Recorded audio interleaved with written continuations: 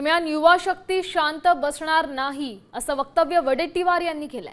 Cockroach जनता पार्टीच्या आंदोलनातून देशातील परिवर्तनाची सुरुवात झाली आहे असंही भाष्य त्यांनी केलंय। दरम्यान कॉक्रोच जनता पार्टीच्या आंदोलनातून परिवर्तनाची सुरुवात होईल असा विश्वास वडेट्टीवार यांनी बोलून दाखवलाय।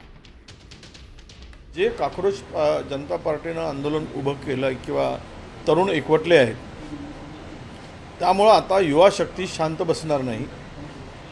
हा तरुण आता रोजगारासाठी भटकणारा या देशाला उद्ध्वस्त होताना बघणार नाही आणि त्यातून या आंदोलनातून देशातील परिवर्तनाची सुरुवात होणार आहे आणि परिवर्तन होईल। त्याची सुरुवात या आंदोलनातून झालेली आहे आणि या सरकारला जावं लागेल अशी परिस्थिती निर्माण होईल।